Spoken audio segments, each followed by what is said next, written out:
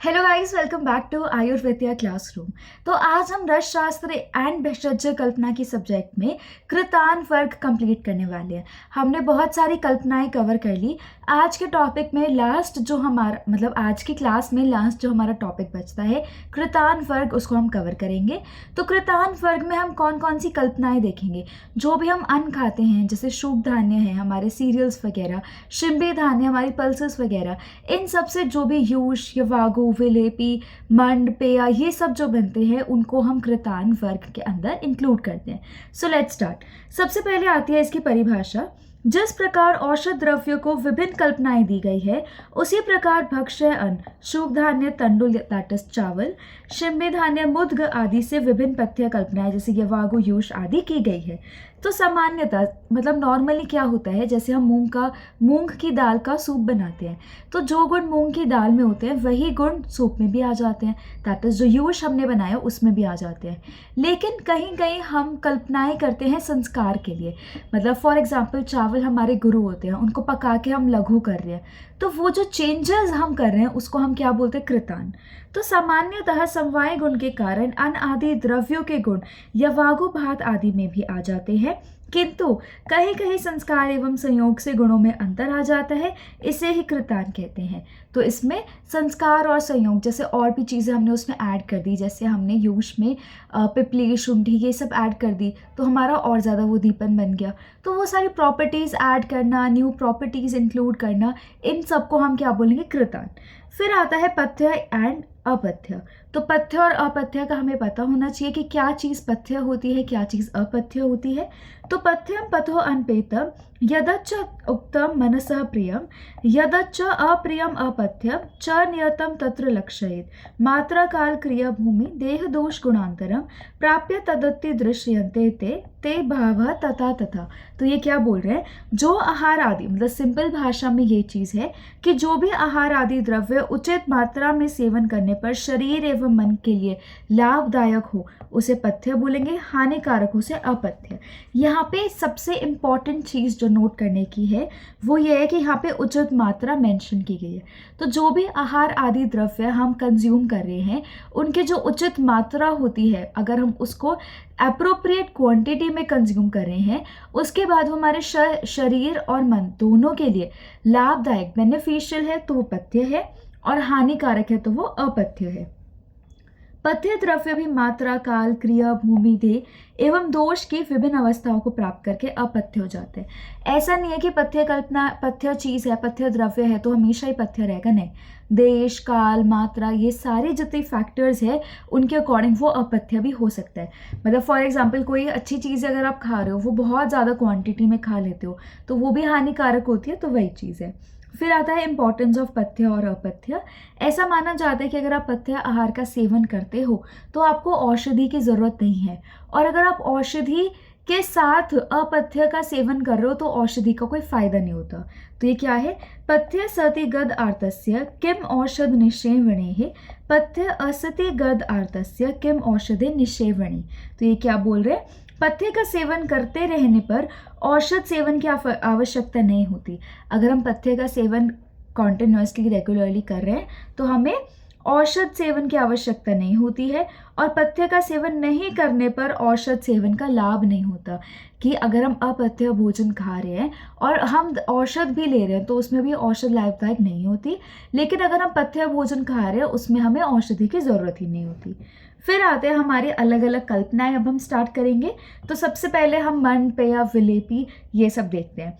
तो सिक्तेर विरहितो मंडः, क्या बोल रहे हैं, सिक्त। सिक्त क्या होता है, हमारा चावल के जो टुकड़े होते हैं वो। तो सिक्तेर विरहितो मंड मंड में सिक्त नहीं होते। पेया सिक्त सम अन्वितः, पेया में कुछ कुछ सिक्त होते हैं।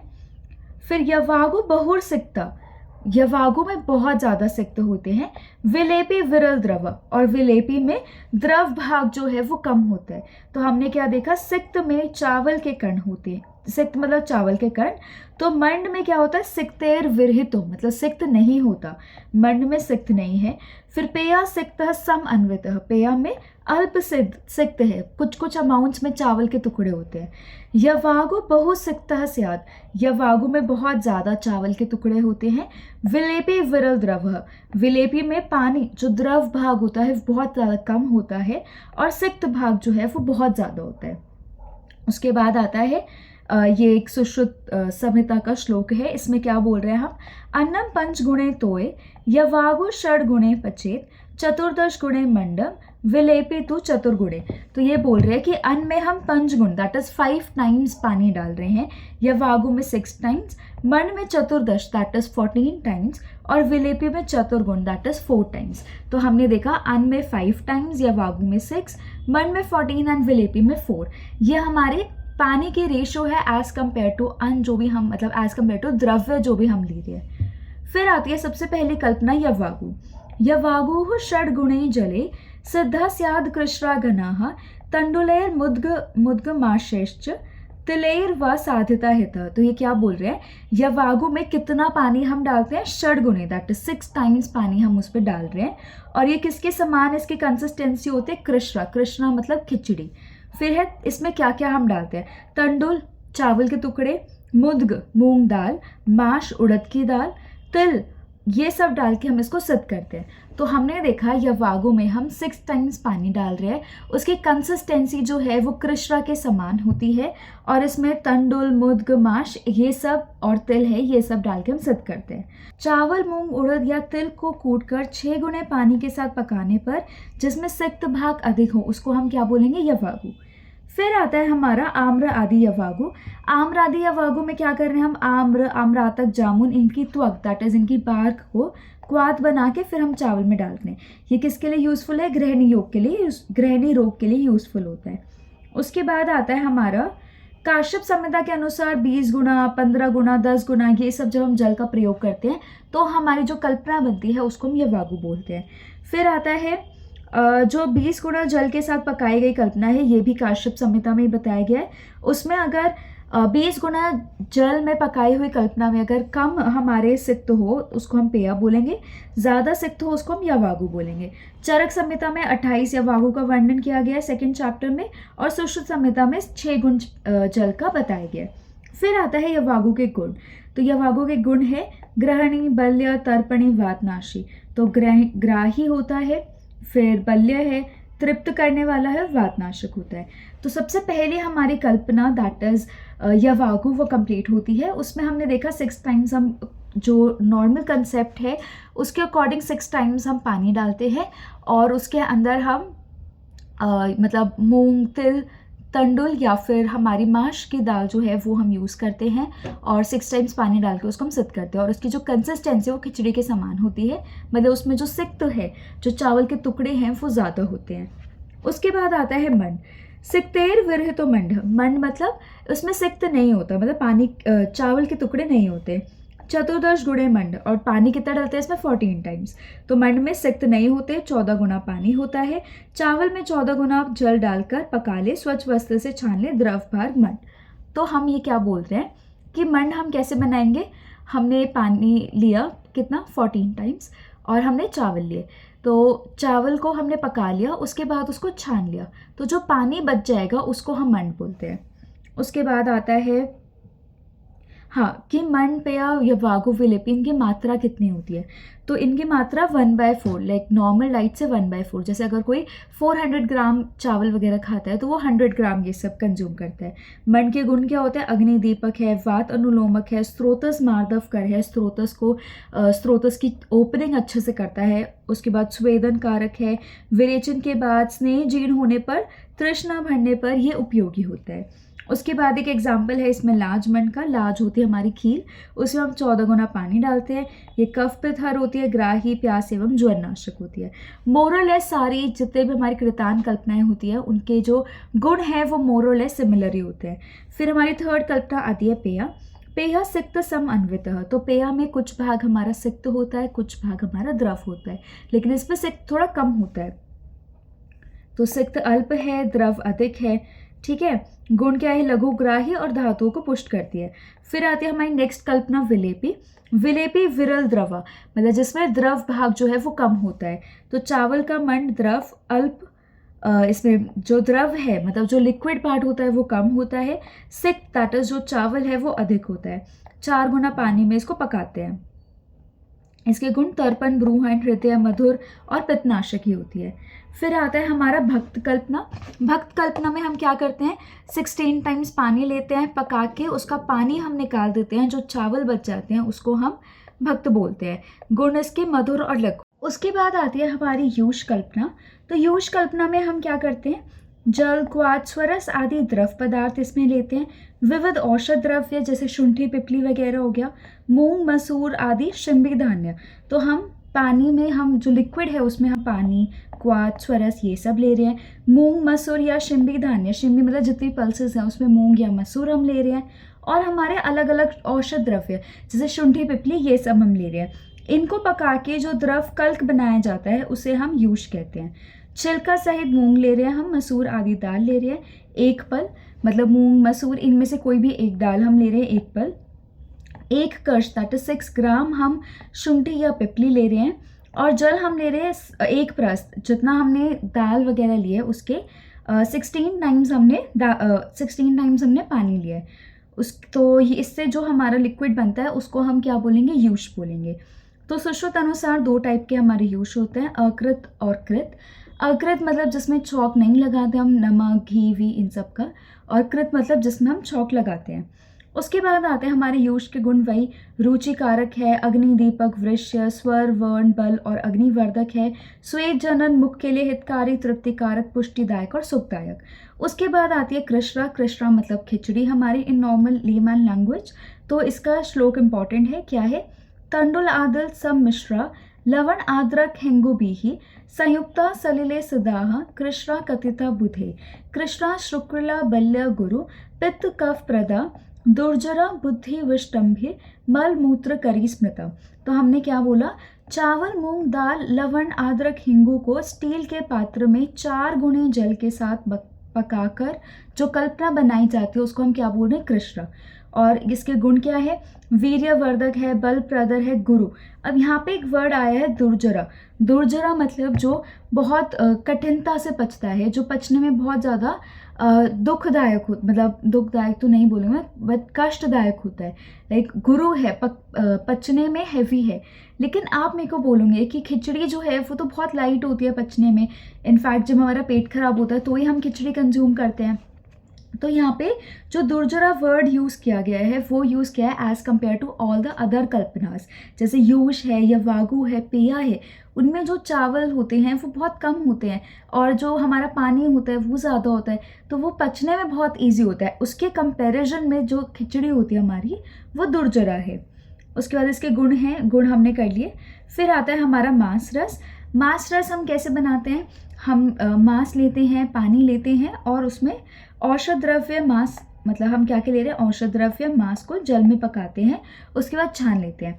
कोई भी एक औषध द्रव्य लेंगे और हम मांस लेंगे, पानी लेंगे, इनको पका लेंगे, उसके बाद उसको छान लेंगे, तो जो हमें लिक्विड मिलेगा उसको हम मांस रस बोलते हैं। इसमें हम जो मांस लेते हैं वो 2 टाइम्स होता है औषधि द्रव्य के, और जो जल है वो 8 टाइम्स लेते हैं। इसके 3 टाइप्स हैं, घन, मध्यम और पतला। घन जिसमें 1 प्रस जल और 8 पल मांस ले रहे हैं, मध्यम जिसमें 6 पल मांस ले रहे हैं और पतला जिसमें 1 कुड़व मांस ले रहे हैं। उसके बाद आता है हमारा वेसवास। वेसवास होता है बोनलेस हमारा मांस, अस्थि रहित बकरे का मांस इसमें होता है। फिर है खड और काम्बलिक। खड काम्बलिक जो है ये दोनों यूष के ही एक मतलब काइंड ऑफ कैटेगरीज बताई गई है। खड हमारा 2 टाइप का होता है, सतक्र शमी धान्य। सतक्र शमी धान्य, तक्र तो हमें पता है, तक्र जो दही काइंड ऑफ है हमारी, और शमी धान्य, शमी धान्य मतलब हमारी जितने भी पल्सेस होती है वो, उनके साथ जो पकाई जा रही है। दूसरी कैटेगरी है सतक्र शाक, मतलब तक्र और जो हमारी ग्रीन वेजिटेबल्स है शाक, उनके साथ पकाई जा रही है।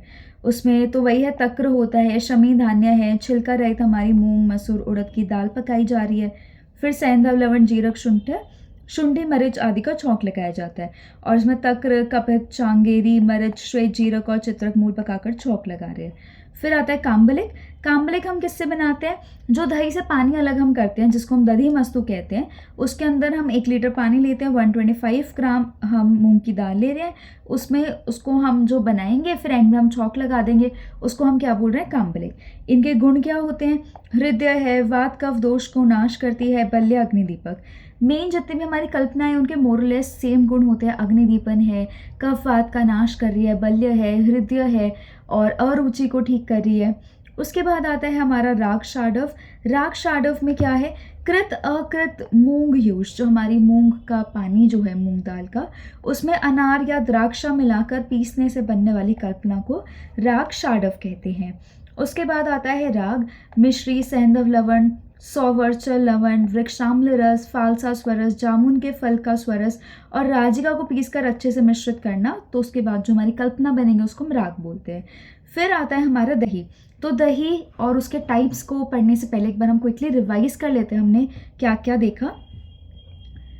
तो सबसे पहले हमने कृतान वर्ग में कृतान की परिभाषा देखी, फिर हमने पथ्यापथ्य देखा, पथ्यापथ्य की हमने इंपॉर्टेंस देखी।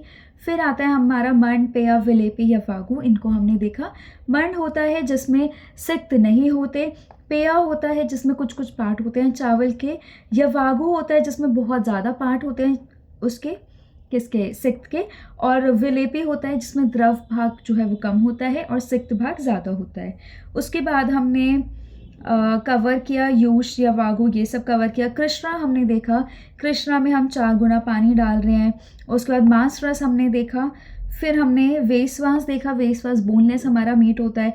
खड़ काम्बलिक जो यूश के ही कुछ कैटेगरीज होते हैं उनको हमने कवर किया।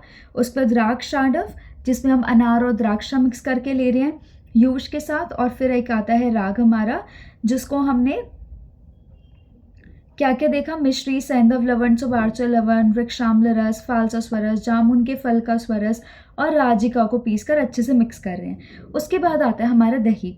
तो दही के गुण क्या क्या है? रुचिकारक है, अग्निदीपक, पाचक, वृश्य, स्नेह जनन, बल्य, अम्ल विपाकी, उष्ण, वातनाशक होती है। कौन कौन से ऋतु में हमें नहीं दही का सेवन करना है? शरद, ग्रीष्म और वसंत। कौन कौन से रोगों में दही का सेवन निषेध किया गया है? रक्त, पित्त और कफजन्य रोगों में।